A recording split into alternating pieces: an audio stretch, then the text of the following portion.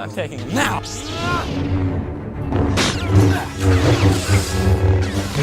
Over the years, I've gleefully covered my favourite lightsaber duels from the Star Wars world. As it turns out, there's a whole lot. Whether it be the fire of the live-action choreography or the emotional stakes of the originals, or even the glorious animation 2D and 3D, it's safe to say there's an abundant amount of awesome duels to devour. I've pretty much covered every single one I love now, bar some of these Blur Studios fights. And one thing I get asked in the comments a lot is, what is the worst lightsaber duel in your opinion? Surely you can do better. I've done the scariest, the best animated, the best finale, and the best ever, depending on who you ask. But what do I consider to be the worst ever? Well, I've had an answer to this for quite some time now, but that answer always seems to keep evolving. To tell the truth, I don't really have a single worst lightsaber duel ever, at least not a definitive pick.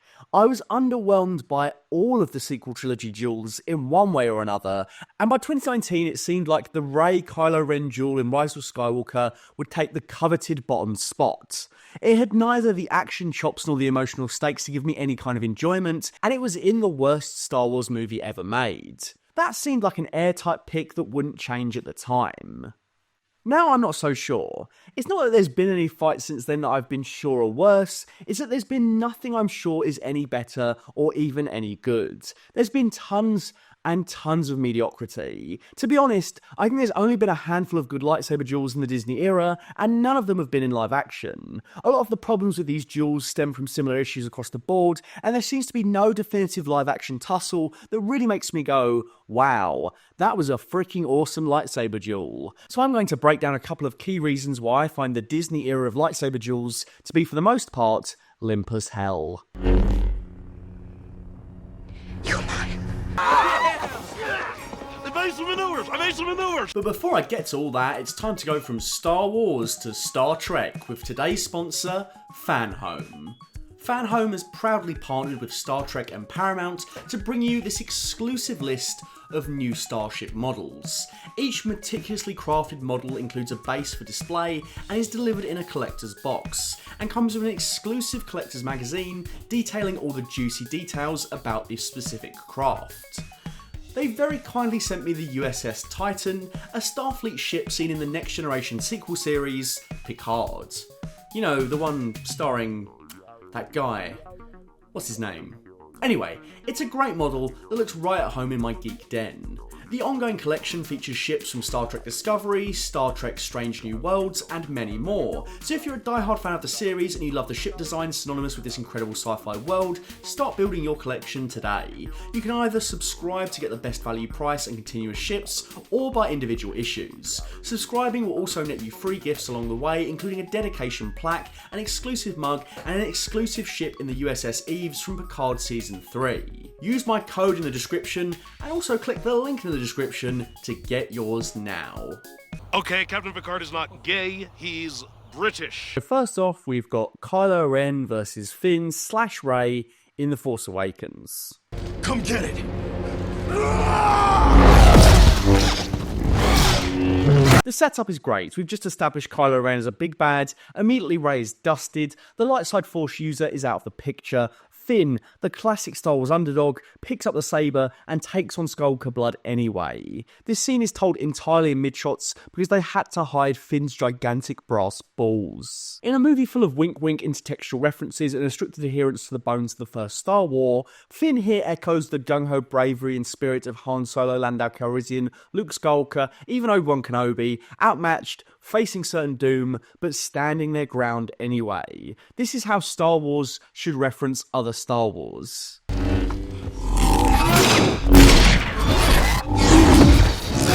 This fight is really the only one in The Force Awakens that I think has any real tension or stakes, and it's really due to the balance in power against our protagonist. The obstacle to overcome is gargantuan, and gothic, and moody. Traitor! Traitor! Finn versus Traitor, not all that hard or that interesting of a fight. The bare bones choreography of the Awakens fights aren't as noticeable here too. In fact, it works rather well to see Finn utilise more basic, unrefined swings and blocks, in contrast to Kylo's pretentious, melodramatic flourishes. There's some great displays of Kylo's power here, most noteworthy of which is when he strikes Finn so hard he crashes to the floor. Kylo Ren's crossguard is used offensively, and it's still one of the most memorable moments of the duel. I like that we cut away from the actual torture and see it through Rey's perspective, alerting the audience to her presence and reaffirming the emotional chords between her and Finn. Just as Finn has defended her, so too will the scrapper from Jakku. A few moments later. It's not just Finn that echoes a pride character from the original trilogy. Kylo unwittingly behaves like his beloved grandfather. In The Force Awakens and The Empire Strikes Back, they both play with their food, drawing out their respective duels well past the point they could have ended. They flash the moves and intimidate their opponent, and it's only when they take their eye off the ball that their far inferior opponent manages to strike them. After that, both Skywalkers waste no time finishing the fight.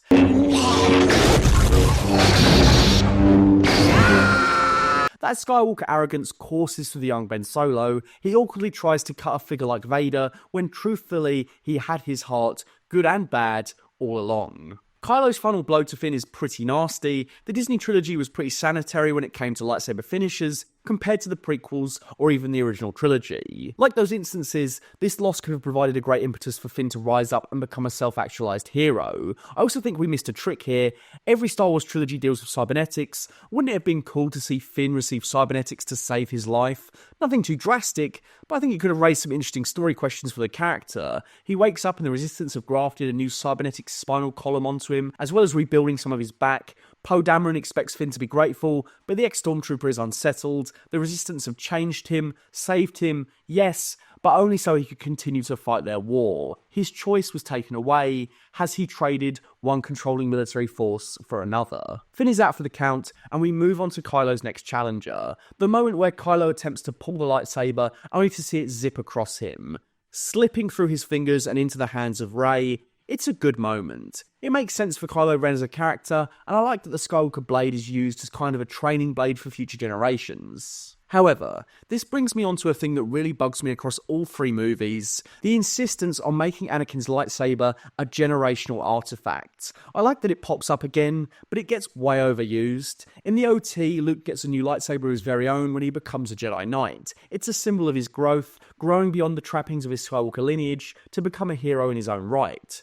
Rey loses the saber, and then fixes it. She should have gotten a new lightsaber that she created. Oh, well, that does happen, but just at the very, very end. It's a fitting signifier of the sequel trilogy's refusal to let go of intertextual trappings. In the third movie, Rey should have crafted a new lightsaber, shed any questions regarding her past, and focused on a new driving quest. I'm just a bit sick of seeing the Anakin saber this much. It's not Thor's hammer. Once it's been lost and destroyed several times over, only to find its way back, it makes the Star Wars universe feel small. And because of this, we have an overabundance of blue blades across the entire trilogy. We see a green lightsaber exactly 3 times, in 2 visions and 1 flashback.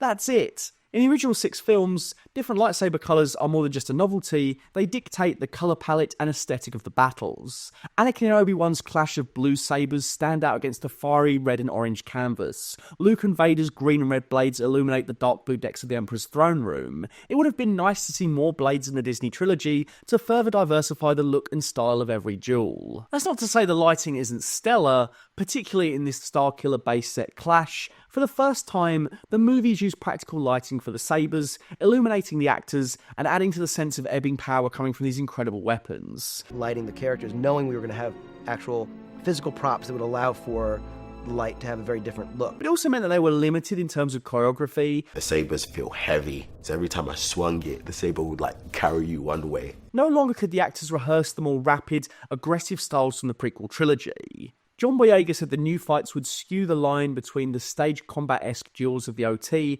and the more complicated and frenetic fights of the prequels. Prequel stunt coordinator Nick Gillard utilised kendo predominantly, and whilst I know some people found it a bit over the top, I have always preferred this style the most. And really, this is the end game for Lucas and lightsaber fights. This was where he started, but he pushed the fights to be, you guessed it, faster, more intense. They evolved and became more complicated and operatic. Lucas's closing statement, of course, being a 12-minute lightsaber duel across 2 different locations featuring 4 of the most skilled duelists of the franchise. Having new creative teams taking over the franchise was always going to instigate change. The lightsaber fights in The Force Awakens are heavier, slower, and feature less dramatic flourishes like spinning blades and fancy footwork.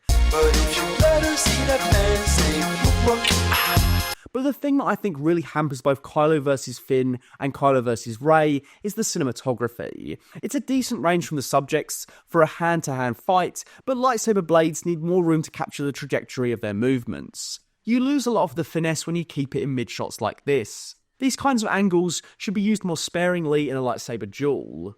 In the Duel of the Fates, we are treated to a lot of wides that capture the choreography and the sense of speed perfectly. Then when it comes time for the stakes to get a little higher, the camera pushes into these mid-shots between Maul and Qui-Gon. Of course, this is all a matter of taste. Personally, I prefer to see what's going on. I much prefer a Wu Ping or a Stahelski fight than one where I can't really see what's going on. There's some nice moments here. I like the verticality injected into the fight where Rey climbs upwards and leaps out of the way to escape Kylo's wrath. I like the way he gets absolutely humbled, sitting on the floor, slashed across the face, beaten by a girl. I like the way he gets absolutely humbled, sitting on the floor, slashed across the face. All illusions shattered.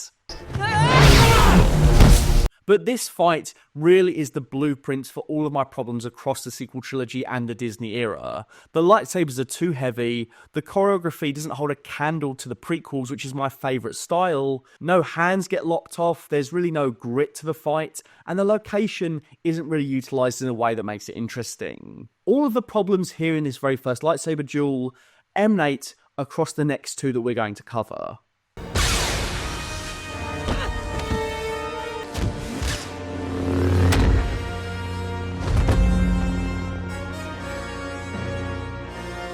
Okay, so The Last Jedi technically doesn't have a duel. No lightsabers cross for the entire movie, excluding a single flashback that doesn't involve a duel. But let's break down the big Rey-Kylo Ren throne room team-up, because that's the replacement, and I can't do this video without discussing it.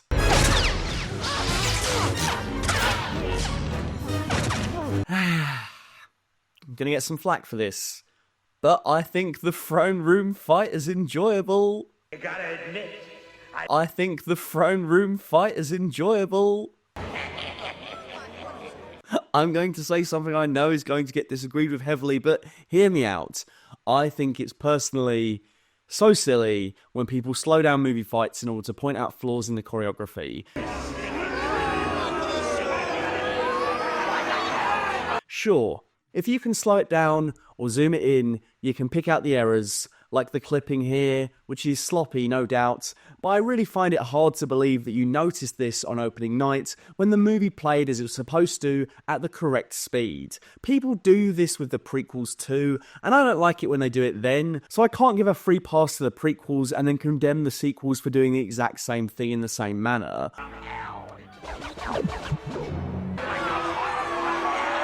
Of course, speeding up, slowing down, zooming in, any kind of manipulation of the footage is going to hurt the fluidity and possibly point out errors. is there always someone who brings eggs and tomatoes to a speech? Movies aren't meant to be watched at any kind of speed other than the one they are set to. I don't think it's fair to judge them as such. Like, yeah, maybe some of the strikes in Duel of the Fates don't actually work or make sense, but when it's all playing properly, the music is blasting, I don't give a fuck. In this house, it's awesome. End of story. So the throne room fight doesn't really lose points for that. It gets points where it counts. The awesome cut here from one fight to another, seeing Kylo demolish the guards, the aesthetic of the Red Room and it subsequently catching fire to reveal the stars above, I dig it. Do I think the choreography is underwhelming as it was in The Force Awakens? Yes. Do I think it can compete with the prequel fights? Hell no. But some of this stuff is cooler than the rest of the lightsaber fights in the sequels.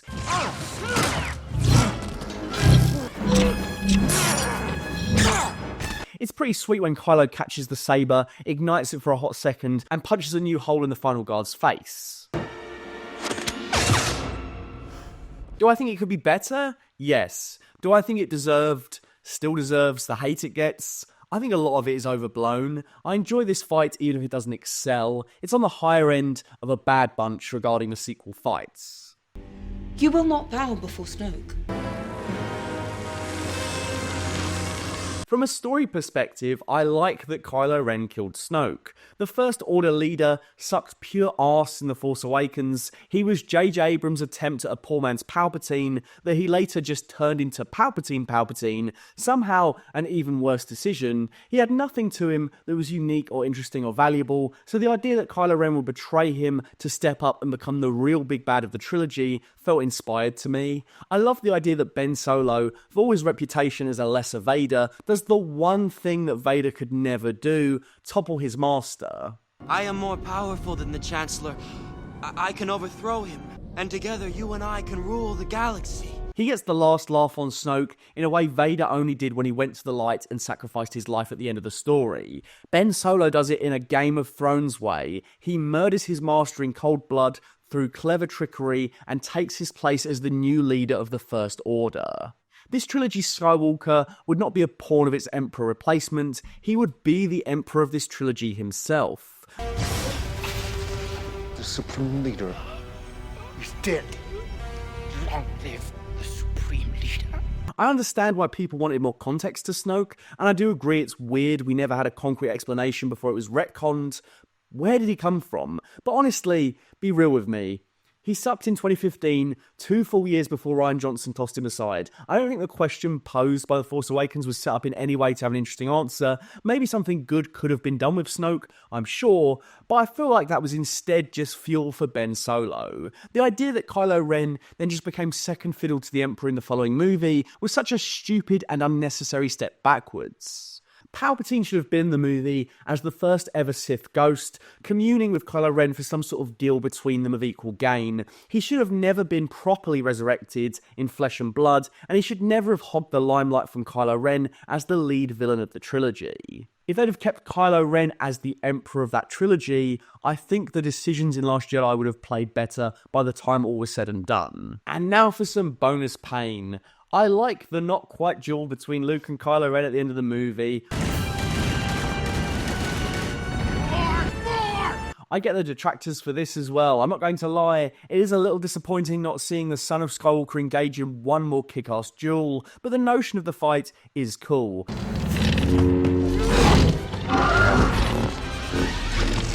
Playing one long trick on Kylo Ren, evading his strikes long enough to allow the rebellion to escape, making him look a right mug and being powerful enough to project a convincing Force vision halfway across the galaxy, this rips.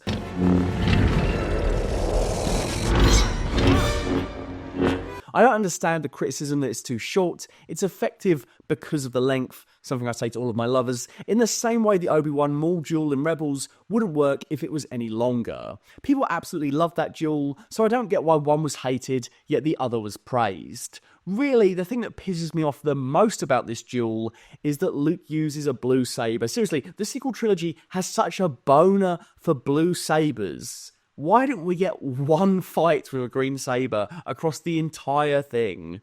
Just would have been cool to see him wielding his green Return of the Jedi lightsaber again, to be honest. See you around, kid.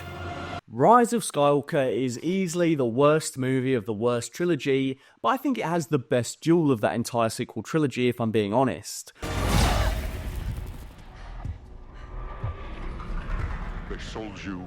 Rey and Kylo's Force duel between Kimji and the starship in orbit is genuinely impressive. There's an actual idea behind it that expands upon the previous movie. In The Last Jedi, the Force bond between these two allowed them to speak and push the story forward without them having to fight. But now that that's done, I actually think it's cool to push it forward and make it the premise for a duel that occurs in 2 different places. It's a novel idea and a use of the Force in a lightsaber duel that we've never seen before. Because these two can physically touch across space, they can swing sabers and affect both locations, such as when the Vader mask is destroyed. Both locations are visually different, so the contrast is nice, and the premise means some neat little editing tricks are employed to stitch the two worlds together. I'm really charmed by this fight, and whilst it doesn't come close to anything in episodes 1 to 6, I think it was a push in the right direction for the sequel trilogy. You're his granddaughter. You are a Palpatine. The only thing that really brings it down is the dialogue, as it's all setting up what would happen at the conclusion of the fight, the single worst story decision in Star Wars history, a total slap in the face reversal of anything that was established in the previous movie. Not surprising coming from J.J. Abrams, a director who was himself the product of Hollywood nepotism, created a nepo baby pop star, and got his other kid the chance to write an official Spider-Man comic whilst he was still in college. But I'm sure all three of them got there purely off of hard work and talent alone, and them being connected to the industry certainly didn't get their foot in the door in any of those situations. And it really wouldn't have made much of a difference whether they came from the industry or not. The final duel of the Skywalker saga comes before the end of the film, just shy of the third act. This pisses me off right off the bat. I'm sorry, but I want a big fuck off lightsaber duel to conclude 9 episodes. I hate this movie with a passion, but if it at least had some filth, I could have found it somewhat fun. Why the hell did they make such a big deal out of Ben's redemption, the empowerment of the Emperor, and the combined force of Ben and Rey as a Force dyad, if we weren't setting the stage for an epic 3-way lightsaber battle at the end of the movie? I'm sorry, but if this is God Mode Emperor, God Mode Ben, God Mode Rey, they should have thrown down in the duel to end all duels on Exegol. It should have been the icy counterpart to the duel on Mustafar. It should have been the 3-person duel to top the Duel of the Fates. No matter how you feel about the Rey Palpatine reveal, the Return of the Emperor, or the rushed Ben redemption, it would have softened the blow if they had merely had a good, sweet old bust-up. But no, the film can't even give us that. Ben gets redeemed only to fall down a chasm, and then Rey defeats the Emperor in a poor man's I Am Iron Man endgame moment. I am all the Sith. And I'm all the Jedi. Seriously? What was going on here? I am all the Sith?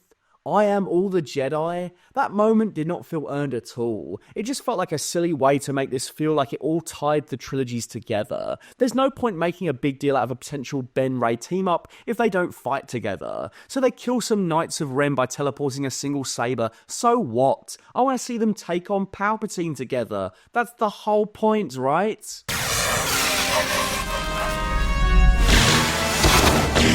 So instead of a proper final duel of the saga, this, by default, is the one. Am I the only one that still thinks that's his foot? Ben, still Kylo Ren, meets Rey at the setting of a much better duel aboard the ruins of the second Death Star, just moments after a meaningless trailer bait moment involving an evil Rey vision.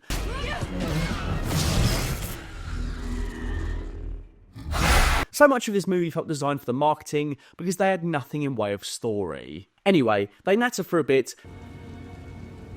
Give it to me.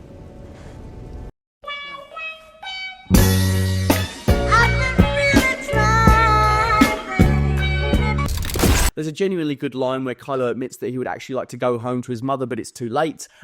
You can't go back to her now. Like, I can't.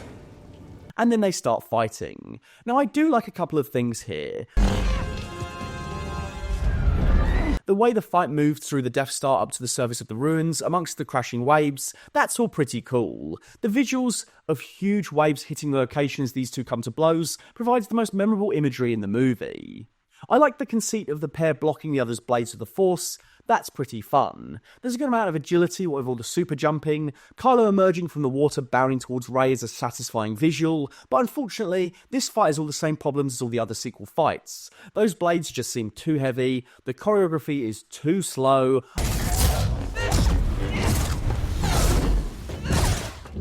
I don't like some of the shots being so close up, like this of Rey. I can't see any of the fight. It's all hinging on the emotions of the character. Sounds good on paper, but I should be getting the emotions of the fight and the fluidity of motion all together. I like the notion that the Battle of Mustafar was rage and fire and dissonance, and this one is water and reconciliation and healing. There's an idea behind the visuals, but without the cool Force Bond premise, the meat and potatoes of the fight are all laid bare, and they are underwhelming.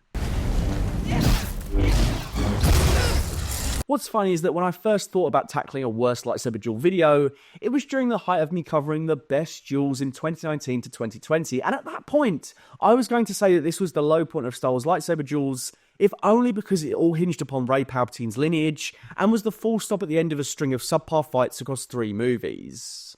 But here's the thing, the duels on streaming somehow suck even more than the Disney duels on the big screen.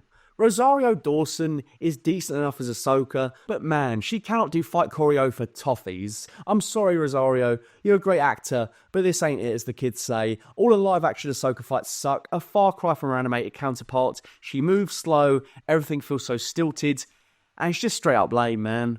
What is going on with any of these? Do I even need to break any of this down? It's terrible for all of those with eyes to see. I would say some of this looks like a fan film, but I think that's genuinely insulting to some of the fan films that have come out over the years, which have more exciting choreography and timing than any of this. It's so slow, the choreography is so bad.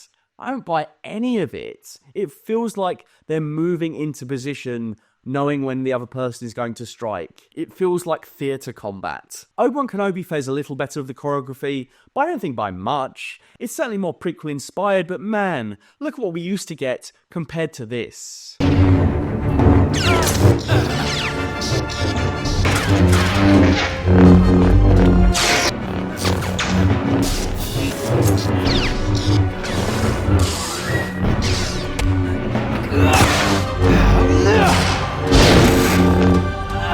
Sure, the sequel trilogy fights suck, but there's a mood to them, a grandiose nature that completely falls apart on TV streaming. There's nothing that looks anywhere near as epic as Rey and Ben against the waves. All the locations in the streaming era look barren or lifeless or dull, or all of the above. How do you do the rematch between Vader and Obi-Wan, the follow-up to arguably the greatest lightsaber duel of all time, with this? They're on a grey planet filled with bloody rocks. I couldn't believe it the first time I watched this. It's so drab and dark and flat. Compare that to the absolute majesty of Mustafar, how the environment affects the fight, the colours, the iconic moments. Nothing in the Vader Obi-Wan rematch could hold the wood of the Mustafar fight. It's not in the same ballpark, and even in the same fucking sport. I think it would be an embarrassment to suggest that this fight is anything other than a stain on the sheets of the Mustafar duel.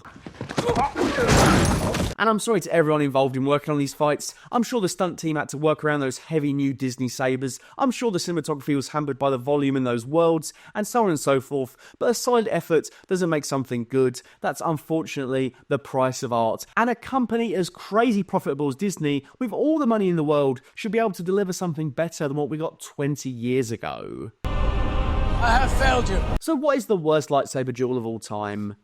Pick one. Pick any single duel from the Star Wars streaming era, because I think they all absolutely suck. God, you fucking suck. There's a few morsels of quality, scraps here and there. Akimbo Vader cooking Reva, the Anakin Obi-Wan prequel era flashback aping the choreography of old. But all of it looks bad, it's all done in the most boring locations, and 9 times out of 10, the fight has no source. I would rather stick on any of the lightsaber duels from the sequel trilogy over any of the streaming era duels, and I mean that wholeheartedly. But that's not to say that the sequel duels are any good.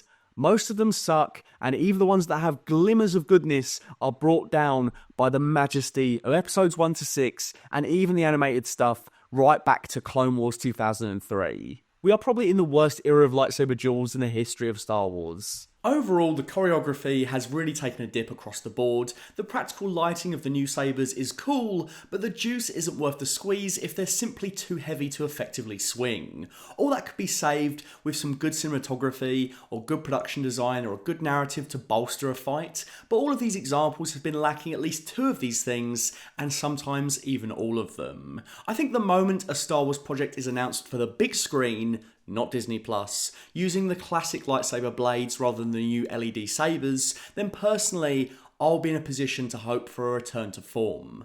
Until then, I can't see much course correction on the horizon. What do you think? Do you like the new LED sabers? Do you like the sequel trilogy styles or the duels of the streaming era? How do they compare to the styles of the originals and the prequels? What is your favourite style of lightsaber fight? Do you agree that these are the worst duels of all time? Let me know in the comments below, and if you want more breakdowns, please subscribe for more. A big thank you to my full fat tier patrons, Dr. Chike and TDW Fan. Thank you so much. You're keeping the lights on, and I really appreciate that.